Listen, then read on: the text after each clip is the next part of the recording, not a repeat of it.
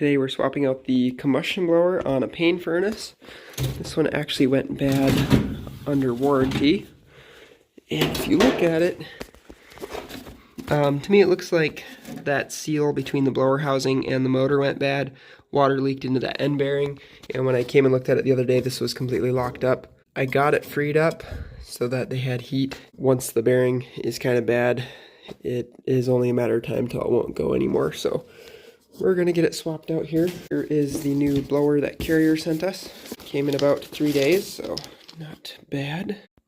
So in this case, I will be actually removing the 4 screws out of the burner manifold so that I can move the gas valve off to the side, because this pressure switch sticks down and is kind of in the way. I don't really think these are supposed to be that way, but it seems to be fine. We're gonna disconnect the vent right here. You may have to cut the vent. It's actually mounted in here with these screws, and these are not regular sheet metal screws. These are actually fine thread that go into little brass inserts.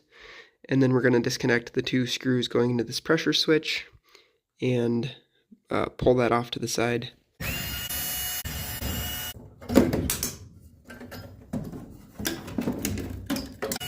Use my extension for the rest of this.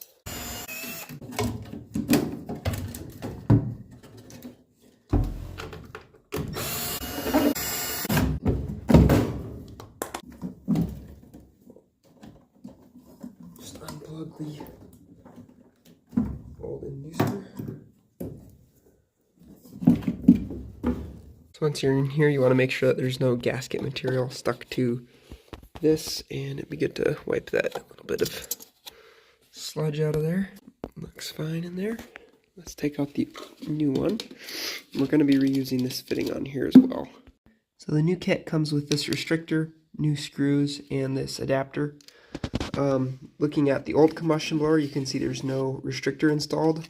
This is only used for certain altitudes, and if your vent pipe is too short, like less than 10 feet, or on I think 40,000 BTU or less models.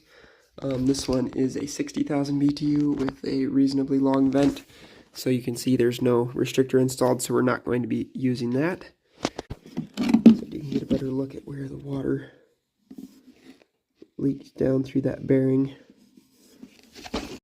And you can see the new one is a different style wiring. It replaces multiple different combustion blowers. So we actually are going to use this harness that they supplied.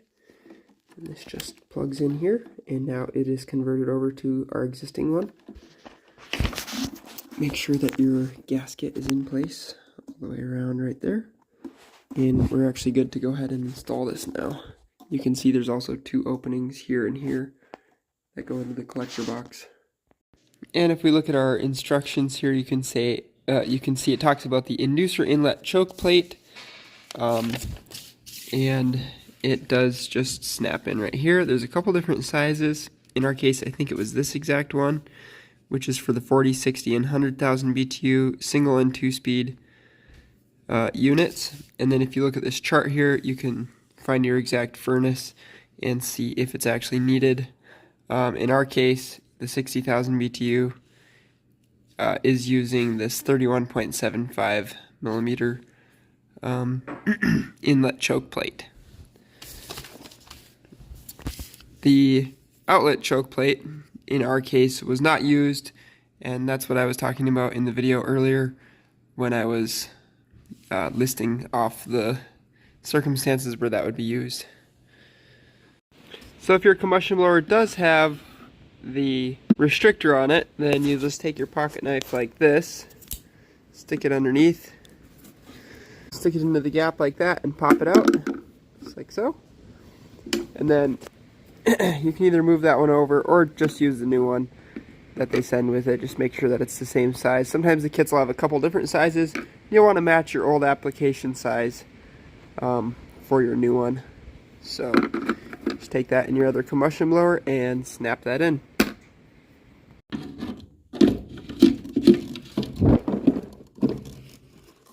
Just like that. You can see those little brass inserts.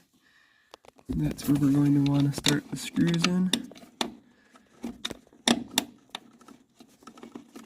You do not really want to use an impact on the screws because you don't want to strip them out. This is actually a screwdriver, not an impact, so I'm comfortable using it. Inspect your fitting here. And there's a couple different orientations that this can be pointed, but obviously ours just goes up with this one. And we can go ahead and tighten that screw. And these are supposed to be tightened to 15 foot-pounds, so about that tight. And then I'll glue this piece of PVC back up into there.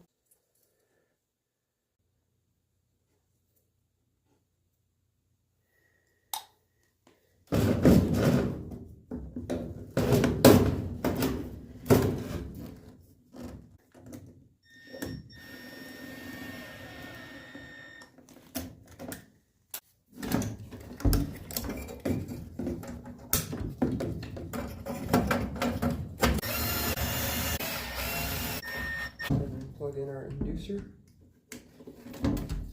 and reattach our pressure switch. The pressure switch tube on this side connects right here, and from back there to the one on the front. And then this tube actually has these little lock-in deals to keep it from dropping down and rubbing against the cooling thing there, and that just runs over to the top of the condensate trap right there. And then we've got to put those two screws in there, and then that's it.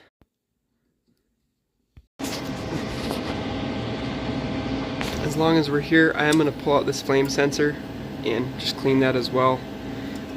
Oops, for some reason, oh, right.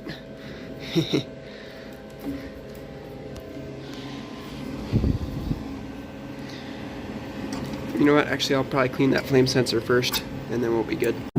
See how the flame sensor is oxidized? We just want to clean that up so that has a good connection to ground. The flame passing over this probe, the board sends a voltage up on it, and then the furnace measures like a milliamp draw because flames are conductive, and the electricity jumps from this probe to the burner ground, so we just want to make sure that it has a good clean shiny surface with no oxidation, or at least not too much oxidation.